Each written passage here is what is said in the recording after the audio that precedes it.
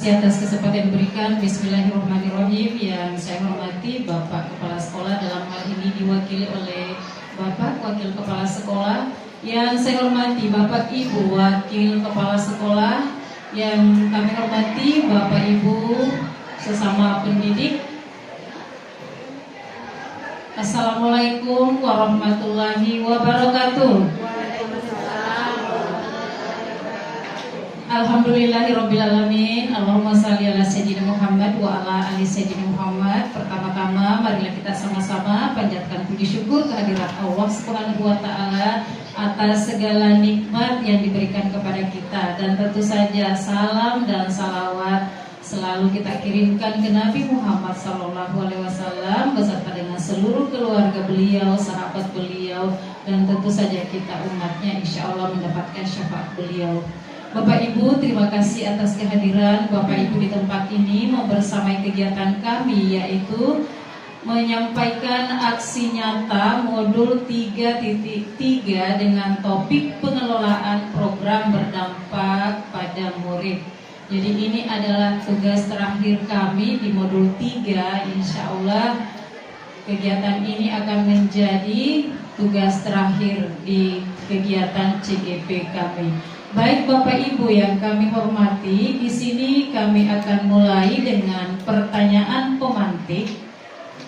Yang pertama, apakah selama ini pembelajaran yang Bapak Ibu lakukan milik siswa atau milik guru? Pertanyaan pemantik kedua, pernahkah kita bertanya apa mimpi atau harapan dari siswa kita? Yang ketiga, apakah ada suara, pilihan, dan kepemilikan murid dalam merancang dan melakukan pembelajaran? Ini adalah 3 pertanyaan pemantik dan selanjutnya akan dilanjutkan oleh rekan saya Ibu Suryani SPD. Kepada Ibu disilakan. Terima kasih kepada Ibu Moderator sekaligus sebagai calon guru penggerak. Insya Allah kami kebetulan dari bahasa Inggris dan berkolaborasi terkait dengan Prakasa Perubahan yang akan kami lakukan sebagai program sekolah yang nantinya insya Allah kami harapkan akan berdampak kepada ekosistem sekolah kita.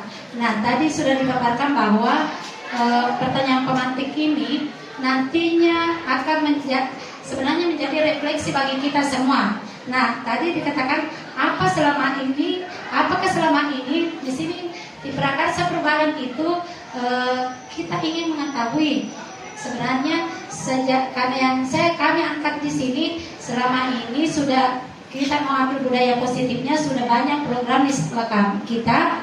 Kemudian terkait dengan ekstrakurikuler juga sudah banyak. Nah, kami mencoba mengangkat dari segi intrakurikulernya dan ini sangat penting dan menjadi fondasi kita dalam proses pembelajaran kita. Nah, di sini kita bertanya bahwa apakah pembelajaran yang Bapak Ibu lakukan selama ini adalah milik siswa atau guru?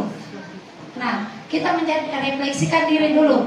Apakah yang kita lakukan selama ini baik bahasa Inggris, guru bahasa Inggris, guru IPA, apakah yang kita lakukan selama ini, apakah kita merancang modul ajar kita, proses pembelajaran kita ini, apakah itu dari kita atau dari murid kita atau dari siswa kita?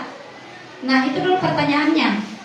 Kalau itu dari kita, semuanya dari guru, maka perlu lagi kita artinya merefleksikan diri, mengevaluasi bahwa ternyata di kurikulum Merdeka itu yang selama ini digaung-gaungkan bahwa pembelajaran itu, apalagi ketika kita mengisi juga di PMM itu terkait dengan rapor sekolah kita, di situ ada muncul sebenarnya pelibatan murid dalam menyusun tujuan pembelajaran, dalam menyusun strategi pembelajaran, rencana pembelajaran yang mereka inginkan.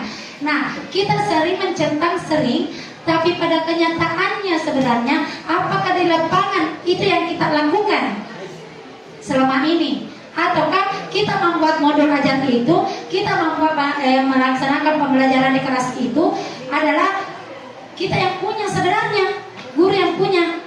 Dan inilah yang menjadi dari pertanyaan pemantik ini, kemudian kita bisa mengevaluasi, merefleksi diri bahwa ternyata kita dalam pembelajaran itu butuh pelibatan murid di dalam program-program yang kita lakukan pembelajaran kita.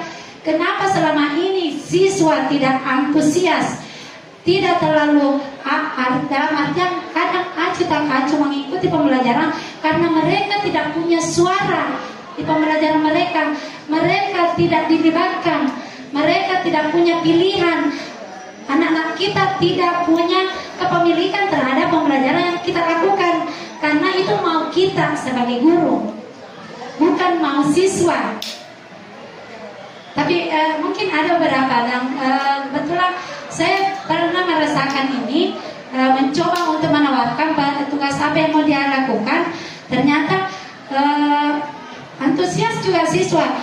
Kemudian berikutnya siswa juga terkadang merasa lebih memiliki materi itu, sehingga hasil yang kita harapkan mereka juga dapatkan karena disepakati. Tetapi selama ini saya tidak menyadari bahwa ternyata yang saya lakukan itu adalah sudah masuk ke pemilikan murid.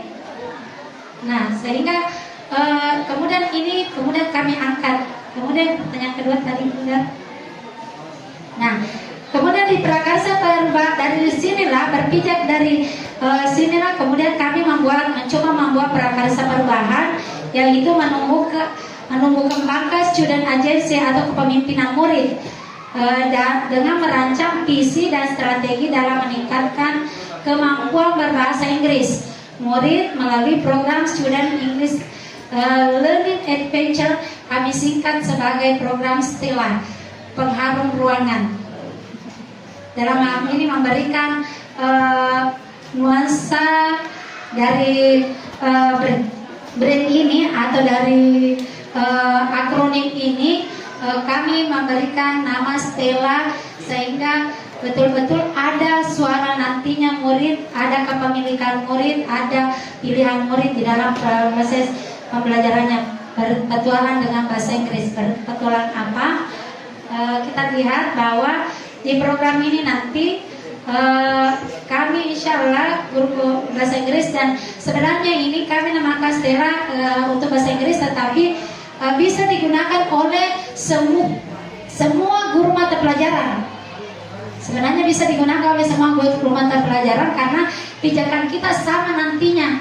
Pijakan kita yaitu pada bagaimana kita nantinya kami insya Allah seperti pada waktu kayak mimpi kelas impian.